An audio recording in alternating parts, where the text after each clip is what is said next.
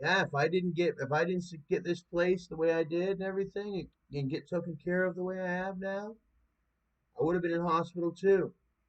But guess what? I was just in hospital years ago, a few years ago, during COVID-19 or whatever. But I got taken care of. I got my pension the way I was supposed to be, my disability.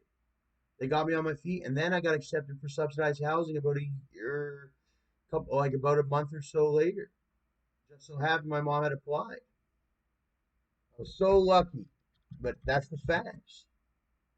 And the facts I'm so lucky that was the facts. And I'm very appreciative that that's a fact. I would never turn on my mom. And people make fun of me all day. They have since I was young. I'm living with my mom to some degree. She is here most of the time, right? And I don't mind it. I'm very lucky to have my mom, and I know that one day she won't be around, just like many of my friends' moms are not around anymore, or past friends' moms. And oh, I went through hell and high water to get help at the hospital, even though I am a Canadian citizen and deserve help. Well, actually, I'm entitled to it with my health card. And once that was all figured out and ironed out, I got more than enough help. And you can see where I have the double dinners with the Swiss cheese lunches and all that and all that and all that.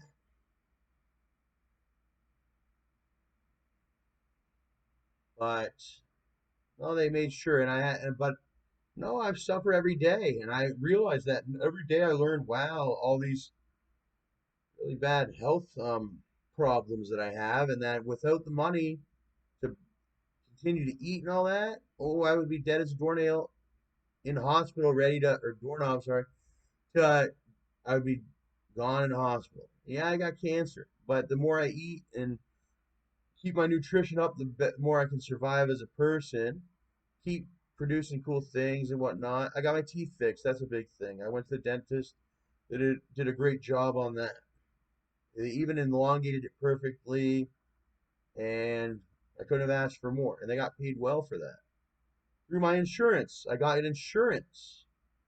Uh, I got on disability for my life or whatever because, well, I'm chronically ill and I suffer from chronic diseases, things like that. So that qualified me for these things, which I always knew I quite possibly, well, I knew I needed. And then it came to the brink where well, I was at death, and the hospital saved me. And then I talked to him. I said, well, I've heard a lot about this ODSP, and I think that's the only thing that was going to help me.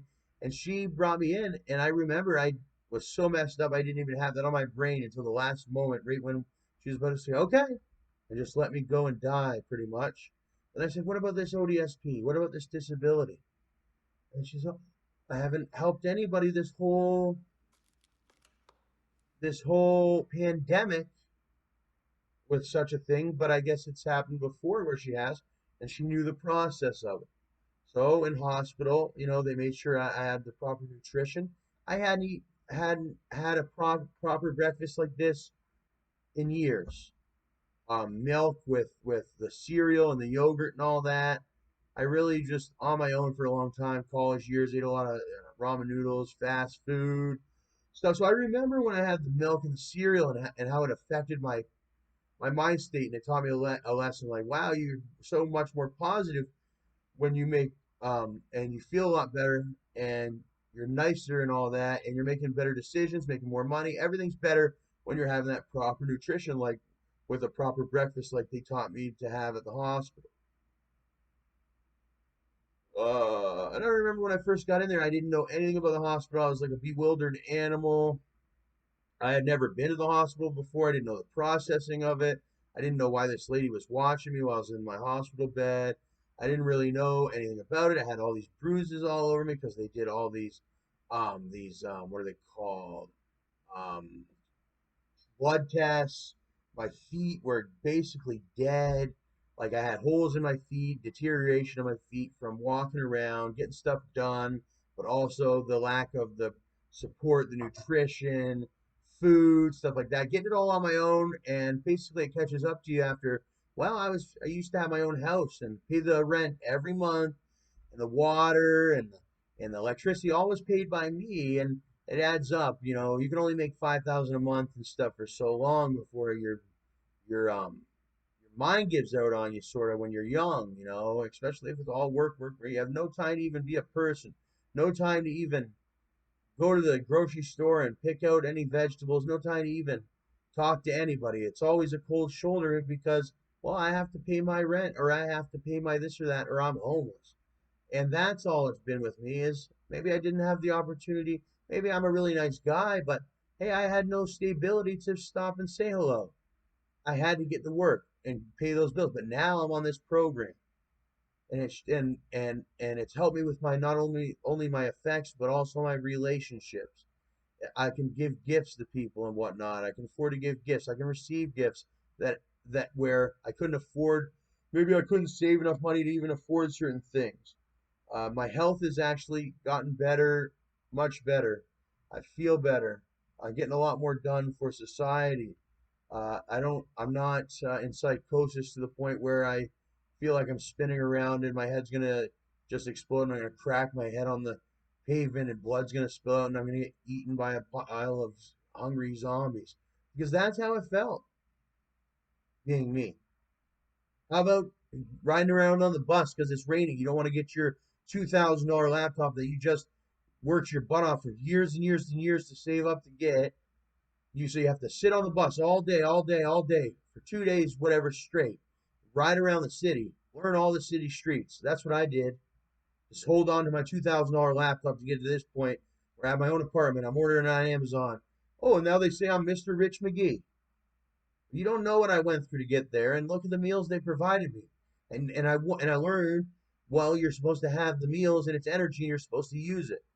You're supposed to turn those meals into something. Not everybody's perfect. Not everybody goes as hard as me. But, as long as you're learning something or getting something done, or there's some kind of positivity every day, even a smile or some laughter is a good thing. Even crying is a good thing. As long as you're not getting in the way of other people's business and you're your own, I like to say everybody can have their own world, personal space thing. It's like, yeah, personal space is one thing. When you're at the store, um, uh, don't, and I can't believe we have to teach this over and over because it's something that was common knowledge, I think. But when you go to the store, you don't know so and so, so you keep your 5 or 10 meter distance. You don't know them. Yeah, they might be a fellow Canadian, but hey, that's not right to be up in that girl's grill or whatever have you, unless you have the permission to do such. How about at-home privacy or invasion of privacy, things like that? It's somebody else's business. There's a lot of things like that. What goes on in their home, if it's been deemed legal, it's past the point of that, and it becomes an invasion of privacy, similar to that social distancing. It's like I respect people's religion, but I don't go above and beyond on it. And some people do to a certain extent, and I have to before, but it's all learning experience. Peloton. But look at this one. This one's really bad. This is when I finally got some lotion. I seen the physical doctor in the hospital, and he happened to be of my nomenclature. Thank gosh, or thank God himself, actually. Thank Jehovah and everything. That and others, and Allah and many others. That he came in and he gave me a prescription, got me a prescription lotion or cream, and then he got me also, well, the lotion that the nurses could bring too. And then I learned, oh, you can get the nurses to bring you the lotion and all that because I hadn't known. I had never been in the hospital. First experience. But that saved me, saved my feet. I probably could have lost my feet if he wouldn't have got me this steroid cream. And I said that to him in the beginning. When I had gotten the Indian doctor, I was quick to say, hey, I feel like I'm being mistreated. I need somebody that's more of my complexion. I feel like there's some kind of atrocity going on. And that's when I met Dr. Julie Richard, who happened to actually just look like me, or I look like her, because, I mean, generally I'm probably part of her nomenclature or whatever, and probably her ancestry in some way. Same with the other one, who reminded me much of my father, who had the same forehead and the same look in his eyes and same